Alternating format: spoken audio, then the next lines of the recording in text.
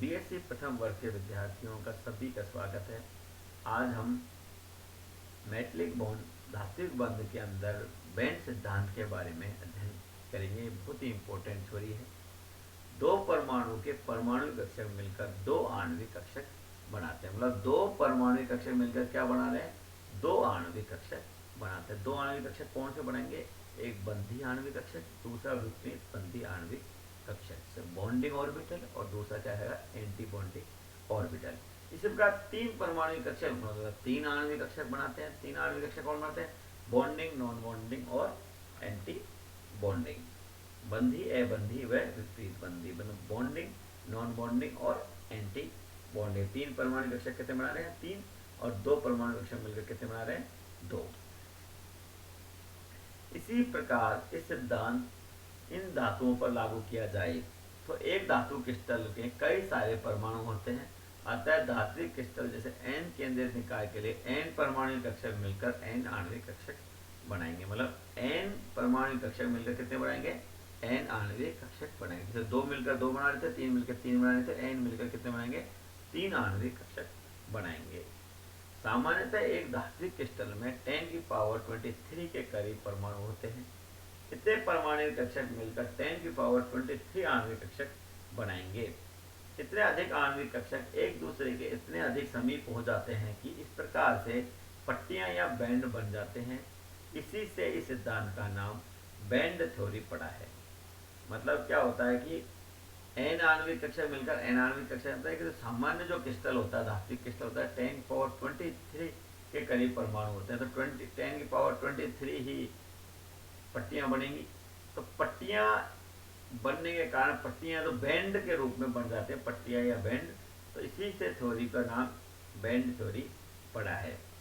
Lithium की crystal संरचना के लिथियम का इलेक्ट्रॉन विन्यास अपन ले 1s2 2s1 2p0 माना जाता है कि लिथियम के क्रिस्टल में एन परमाणु है, वे मिलकर तीन प्रकार की ऊर्जा पट्टियां बनाएंगे। वन अपन सबसे पहले एग्जाम्पल को समझने के लिए किसका एग्जाम्पल ले रहे हैं? लिथियम का। तो बहुत इंपॉर्टेंट एग्जाम है, यही एग्जाम्पल याद करना है, इसी से ही पूरे बैंड सिद्धांत को समझाना है। लिथियम का इलेक्ट्रॉन विन्यास है 1s2 2s1। तो इसके अंदर तीन ऊर्जा पट्टियां बनेंगी। कौन कौन सी बनेंगी? पहला है 1s बैंड। जब n 1s परमाणु कक्षक मिलेंगे तो n ऊर्जा स्तर की एक पट्टी बना लेंगे जो पूर्ण रूप से भरी हुई होगी। मतलब 1s2, ये 2 इलेक्ट्रॉन है, अतः 1s कक्षक पूर्ण रूप से भरा हुआ होगा। क्योंकि 1s कक्षक भरे हुए हैं, 1s बैंड में उपस्थित इलेक्ट्रॉनों की संख्या कितनी है? 2 गुणा n, 2 गुणा n बराबर 2n। यह अंदर का कक्षक है, अतः बाह्यतम संयोजक कक्षक ढक लिया जाता है, अतः बंधन में इसका कोई विशेष योगदान नहीं है। इसे अचालक पट्टी भी कहा जाता है। मतलब इसका कोई विशेष अंदर का इलेक्ट्रॉन है और इसका कोई विशेष योगदान नहीं है, इसको अचालक पट्टी भी कहते हैं।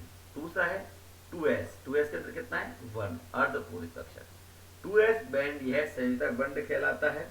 लिथियम के n परमाणु के n2s कक्षक मिलकर संयोजक पट्टी का निर्माण करेंगे। इसमें n ऊर्जा स्तर के n इलेक्ट्रॉन विद्यमान रहेंगे। 2s कक्षक में एक इलेक्ट्रॉन है, जबकि इसकी भराव क्षमता 2n इलेक्ट्रॉन की है।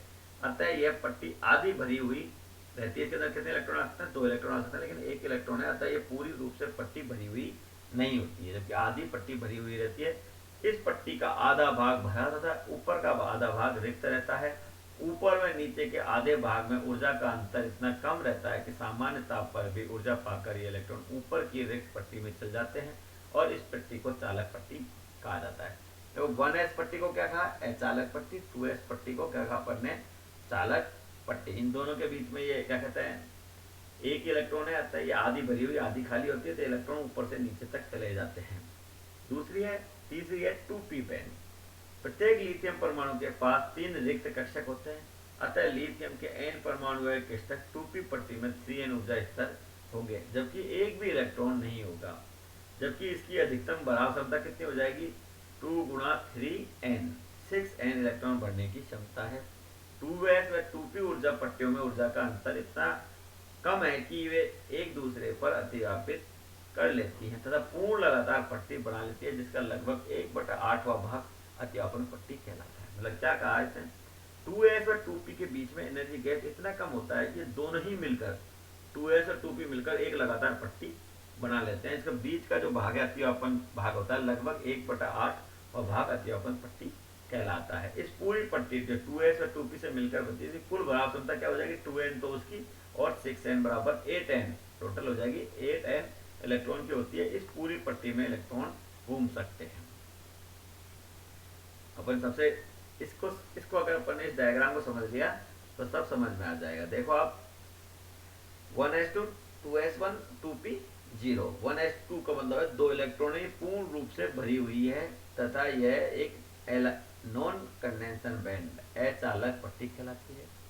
दूसरी पट्टी के अंदर एक इलेक्ट्रॉन होता है तो इसके अंदर आधी भरी हुई थी यहाँ पर यहाँ तक है, आधी भरी हुई थी इलेक्ट्रॉन यहाँ से यहाँ जा सकते हैं। और तीसरा पट्टी है 2p जो पूरी तरह रिक्त होती है, इसके अंदर एनर्जी गैप दोनों के बीच में एनर्जी गैप बहुत कम है। तो ये एक तरह से ये क्या कहलाएगा लगातार जुड़ी हुई होती है। इसके बीच के क्षेत्र को आप कहते हैं अतिव्यापन पट्टी। अतिव्यापन पट्टी है तो ये इस तरीके से इलेक्ट्रॉन यहाँ से यहाँ तक कहीं भी जा सकते हैं। अर्धपूर्ति चालक पट्टियां जिनमें इलेक्ट्रॉन मुक्त विचलन के कारण ही विद्युत का चालन होता है, इसको कहते हैं सेमी कंडक्टर। इस सिद्धांत के आधार पर निम्न गुणों की व्याख्या होती है। अर्ध भरी हुई चालक पट्टियों में इलेक्ट्रॉन मुक्त रूप से विचलन करते हैं। अर्ध भरी हुई चालक पट्टी कौन सी, ये तो है। और ये बीच की जो पट्टी कहलाती है रुकावट पट्टी, इसको कहते हैं फोरबिडन जोन। फोरबिडन जोन रुकावट पट्टी कहलाती है। ये चालक पट्टी, ये चालक पट्टी, ये रुकावट पट्टी। अर्ध पर भरी हुई चालक पट्टियों में इलेक्ट्रॉन मुक्त रूप से विचलन करते हैं अतः धातु विद्युत एवं ऊष्मा की चालक होती है। इसके अंदर ये इलेक्ट्रॉन ये भरे यहाँ से यहाँ तक कोई पर भी जा सकते हैं अतः धातु विद्युत ऊष्मा की सुचालक होती है। प्रकाश से ऊर्जा पाकर इलेक्ट्रॉन उत्तेजित होकर उच्च ऊर्जा स्तर वाली रिक्त पट्टियों में चले जाते हैं, वहां से वापस संयोजक पट्टी में लौटते हैं तो ऊर्जा उत्सर्ज होती है अतः इनकी धात्विक चमक होती है। मतलब यहाँ से इलेक्ट्रॉन कहाँ चले गया, एक्साइटेड होकर ऊपर चल जाता है, उत्तेजित अवस्था में चल जाता है। जब वो वापस लौटता है तो इसके अंदर चमक पाई जाती है। अतः बैंड सिद्धांत के आधार पर चमक का भी निर्धारण होता है कि धातुएं चमकशील होती है। नेक्स्ट है सेमीकंडक्टर। सेमीकंडक्टर किसे कहते हैं अपन अभी तक चालक और अर्धचालक चालक करते हैं, अर्धचालक मतलब विद्युत का चालन नहीं करते। एक होता है सेमीकंडक्टर जो अर्धचालक, चालक अचालक के बीच की जो कड़ी होती है वह होती है अर्धचालक। इसकी नेक्स्ट की क्लास में अपन इसके बारे में अध्ययन करेंगे।